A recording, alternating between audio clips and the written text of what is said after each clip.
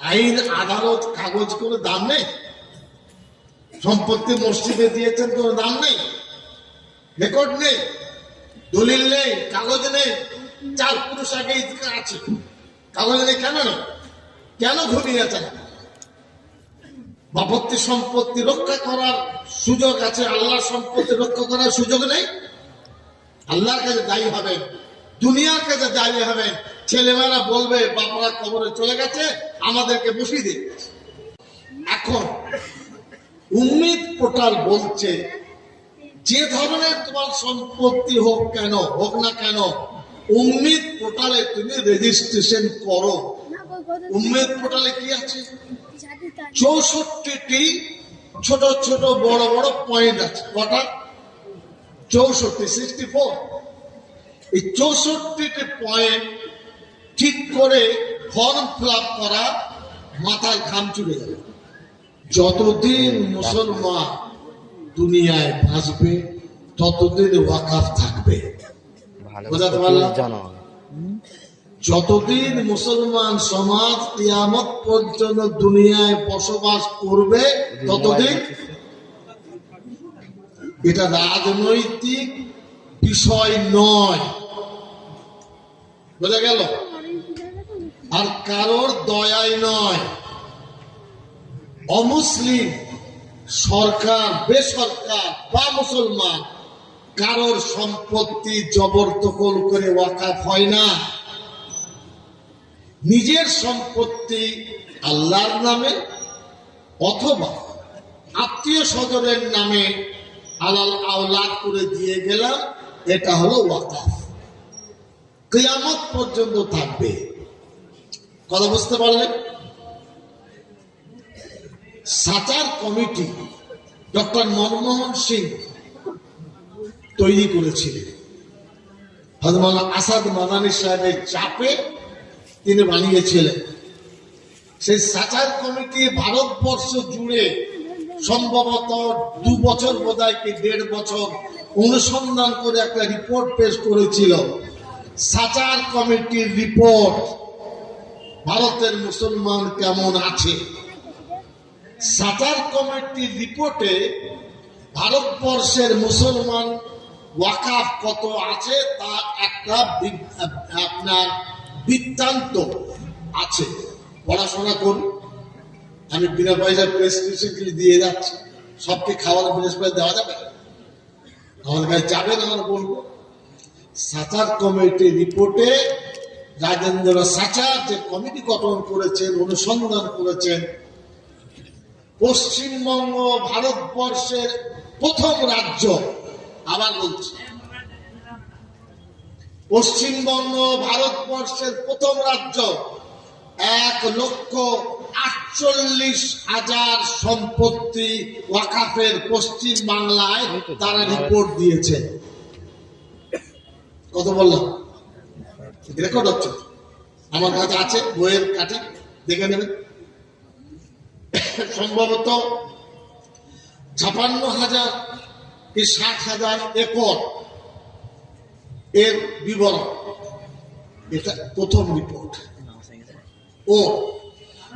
আর যখন ওয়াকাফ আইন দিল্লিতে তৈরি হলো 51 সালের পরে, 55 সালে থেকে ওয়াকাফ অ্যাক্ট এসছে। সারা পশ্চিম ভারতবর্ষে ওয়াকাফ বোর্ড আছে। প্রথমে হয়েছিল একটা দিল্লি, পরে নেমে এসে রাজ্য ভিত্তিক ওয়াকাফ বোর্ড হয়েছে। কি ভিত্তিক? বোঝা গেল? এই রাজ্য ভিত্তিক ওয়াকাফ বোর্ড তখন স্বাধীনতার পরে পরে সম্পত্তির বিবরণ দিয়েছে 80,000। সাচার কমিটি কত বললো? 1,48,000। আর ওয়াকাফ বোর্ড যখন দিল্লি থেকে স্টেটে নেমে আসলো, তার রিপোর্ট দিয়েছে কত? 80,000। দুটো হলো। 3 নম্বর শুনুন। বামফ্রন্ট যখন সরকারে আসে, আমরা তখন খবর নিয়ে জানলাম ওই 80,000টা নামতে নামতে 36-এ দাঁড়িয়েছে। ভাবতে পারছে ধারণাটা তো? এবার নামতে নামতে আমাদের মমতা ব্যানার্জি, আমাদের সরকারের কাছে যখন খবর নিলাম, তো বোঝা গেল ওটা 8,000-এ দাঁড়িয়ে আছে। এত তথ্য ভিত্তিক স্পষ্ট কথা বাংলায় চেঁচামেচি করা যাবে, বোঝানো যাবে না। বুঝতে পারলেন না? পারলেন না? এখন উম্মিদ পোর্টাল বলছে যে ধরনের তোমার সম্পত্তি হোক না কেন উম্মিদ পোর্টালে তুমি রেজিস্ট্রেশন করো। উম্মিদ পোর্টালে কি আছে? 64টি ছোট ছোট বড় বড় পয়েন্ট আছে। কটা? 64, 64। এই 64টি পয়েন্ট ঠিক করে ফর্ম ফিল আপ করা, মাথায় ঘাম চুড়ে যাবে। যেমন যিনি ওয়াকাফ করেছেন তার দলিল কি, অমুক কি তমক কি, আটকে যাবে। এবার উম্মিদ পোর্টাল বলছে তুমি যখন আমার পোর্টালে আসবে তার আগে রাজ্য সরকারের ওয়াকাফ বোর্ডের কাছে এনরোলমেন্ট করো। মানে ওখানে তালিকাভুক্ত হলে এই উম্মিদ পোর্টাল নেবে, তা নাহলে অপশন নেবে না। এই কঠিন একটা জায়গায় আমরা দাঁড়িয়ে আছি। দোয়া করুন। আগামী 17-18 তারিখে আমি দিল্লি যাচ্ছি। 17 তারিখে 4 জন সুপ্রিম কোর্টের উচ্চ পর্যায়ের আইনজীবী, যারা কপিল সিব্বল এবং আপনার মনোজ সিংভি তার সাথে কাজ করে সুপ্রিম কোর্টে ওয়াকাফ বোর্ডে লড়াই করেছে ওয়াকাফের পক্ষে, আমার সাথে তার বৈঠক ঠিক হয়েছে। ইনশাল্লাহ 17 তারিখে যাবো, থাকবো, 18 তারিখ রাত্রে ইনশাল্লাহ ফিরবো। বোঝা গেল? আমরা চেষ্টা করব তারপরে একটা কনভেনশন, প্রতিনিধি সভা। কিন্তু একটা কথা খুব পরিষ্কার, কেন্দ্র সরকারের মতলব খুব খারাপ।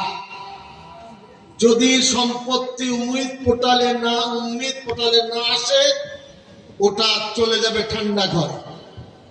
সরকার 2-3 নোটিশ দেবে, কে আছো গো,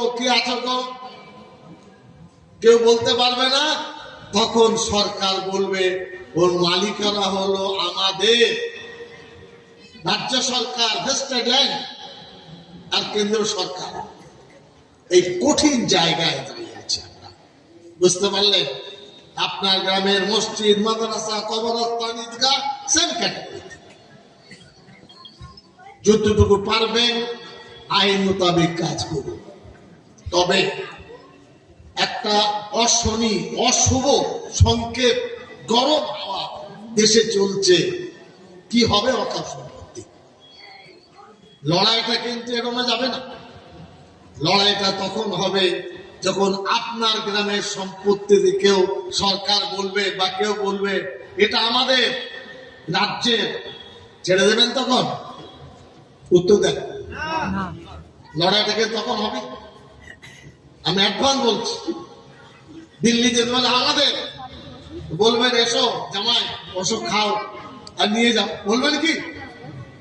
এই লড়াইটা এমন একটা পর্যায়ের হবে, সারা ভারতবর্ষে রাজ্যে বিদ্রোহ শুরু। বুঝতে পারলেন না? পারলেন না?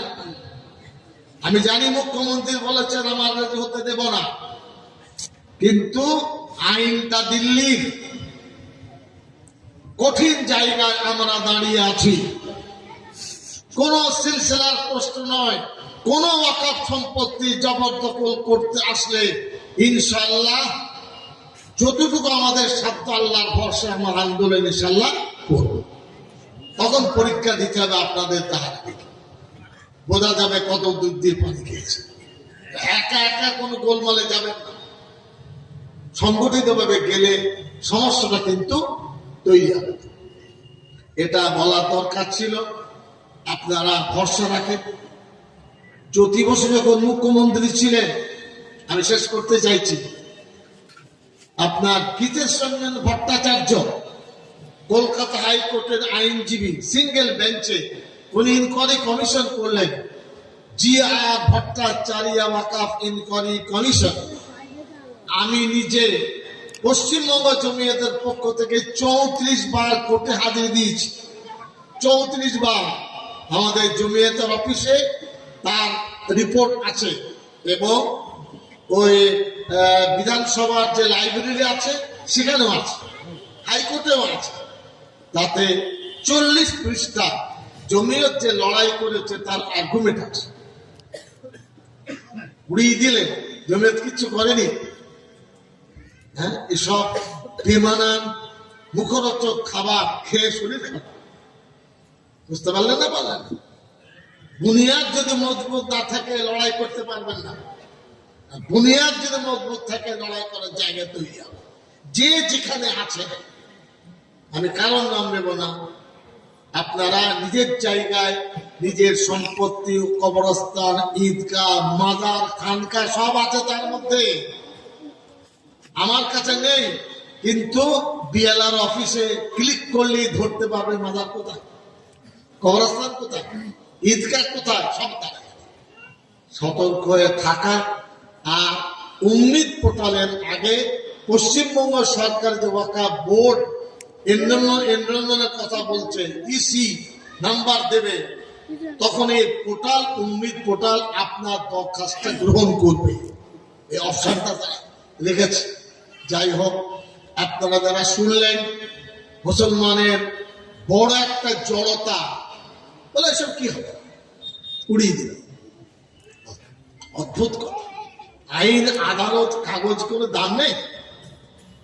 সম্পত্তি মসজিদে দিয়েছেন, কোনো দাম নেই, রেকর্ড নেই, দলিল নেই, কাগজ নেই। 4 পুরুষ আগে ঈদগাহ আছে, কাগজ নেই। কেন নেই? কেন ঘুমিয়ে আছেন? বাপত্তি সম্পত্তি রক্ষা করার সুযোগ আছে, আল্লাহর সম্পত্তি রক্ষা করার সুযোগ নেই। আল্লাহর কাছে দায়ী হবেন, দুনিয়ার কাছে দায়ী হবেন। ছেলেমেয়েরা বলবে বাপরা কবরে চলে গেছে, আমাদেরকে বসিয়ে দিয়ে গেছে। এখন যতটুকু সাধ্য এই কাজগুলো আপনার আমরা করার চেষ্টা করি। আল্লাহ রাব্বুল আলামিন দোয়া করুন, মিলেমিশে চলুন। গীবত, কিল্লা আর এই যে সোশ্যাল মিডিয়া, এরা বড় উস্তাদ। ঘরে বসে বসে যে যার মতন বক্তব্য, যে যার মতন গালিগালাজ, এতে সমাজ চলে না। যাই হোক, আল্লাহ রাব্বুল আলামিন এই মাদ্রাসাকে, আপনাদেরকে, শিক্ষককে, ছাত্রকে আমাদের উপস্থিতিকে কবুল করুন।